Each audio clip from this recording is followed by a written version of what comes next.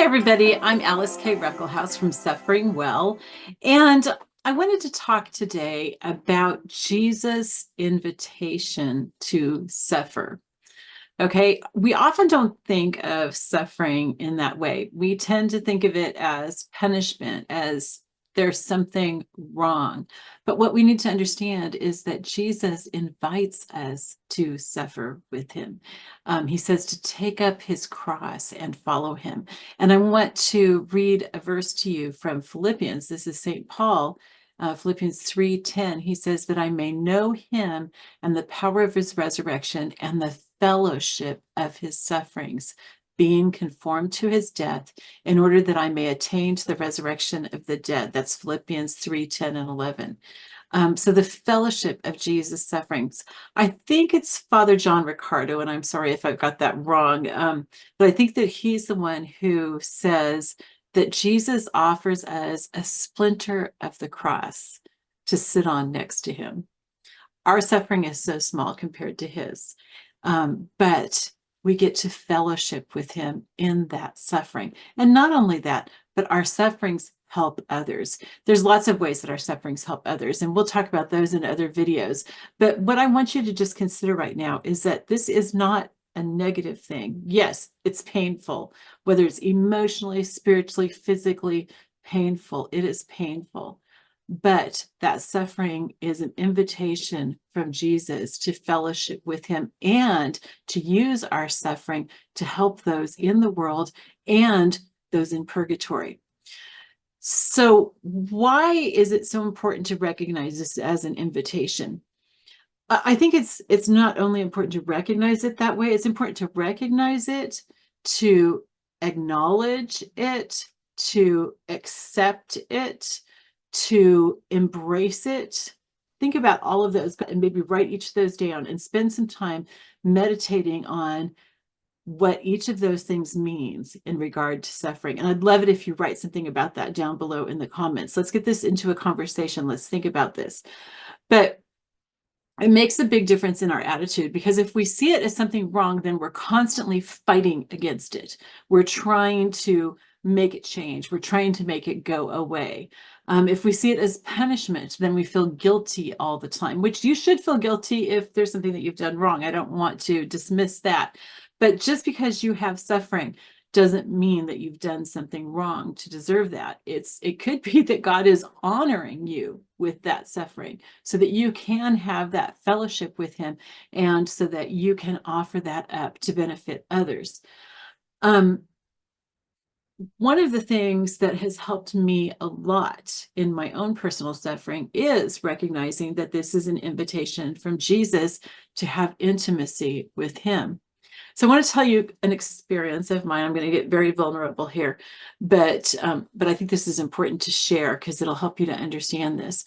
As I started recognizing that my suffering was an invitation from Jesus to be intimate, to have an intimate relationship with him, I was really embracing that in many ways. And then I had this horrible, horrible toothache. I was driving out to New Mexico from Tennessee to be with my dad. He was dying in the hospital, and I wanted to be there. And so I drove long distances each day to try to get there.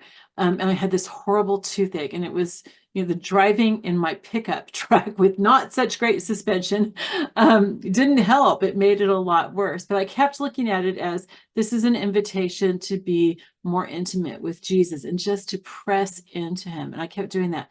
But at one point, the pain became so horrible to me that I sought distraction. And the distraction was actually a mortal sin.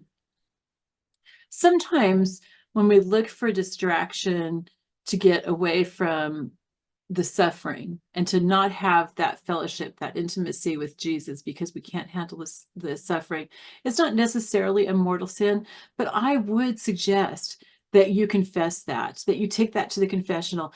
Jesus told St. Faustina to bring our misery to the, did I say the festival? To the confessional. Jesus said to bring our misery to the confessional. And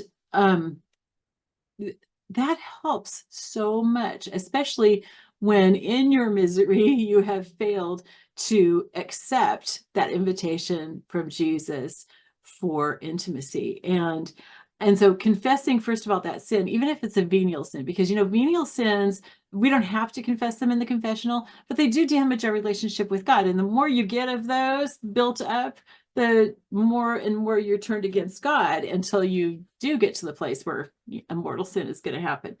Or you're just going to turn away from God even, which I guess is a mortal sin too, huh? But anyway, those venial sins, they do add up. And so I like to go ahead and confess those. One reason is because, like I tell my priest, I need more grace. And there's grace that you receive from the sacraments. So I like to confess those venial sins, but also, especially when those venial sins are the result of our trying to distract ourselves from our sufferings.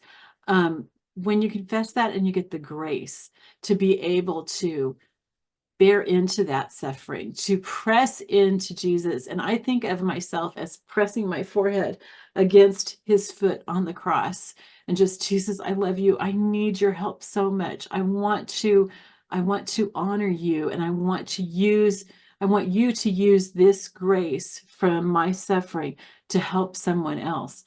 And that turns it into joy, which is what an invitation should do, right? When you receive an invitation, like if you receive an invitation to a wedding or a party, you're happy. You're happy that you were invited, and you enjoy going. And so I don't mean this in a in a way of, like I enjoy my own suffering kind of thing, but in the sense that there is joy. Joy is different from happiness, but joy is just knowing that I am in right relationship with God. There is nothing more joyful than that, even in the midst of huge suffering. So I wanted to end by sharing one thing with you. There's an old hymn by Isaac Watts, When I Survey the Wondrous Cross. And a lot of you may have grown up with that hymn, or maybe you've learned it more recently because Chris Tomlin sang it.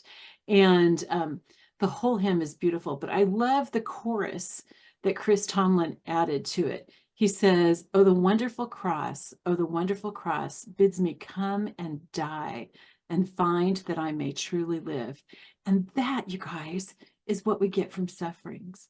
That's why we say through the cross, not around it. All right, I love you all. I will talk to you later. Bye-bye.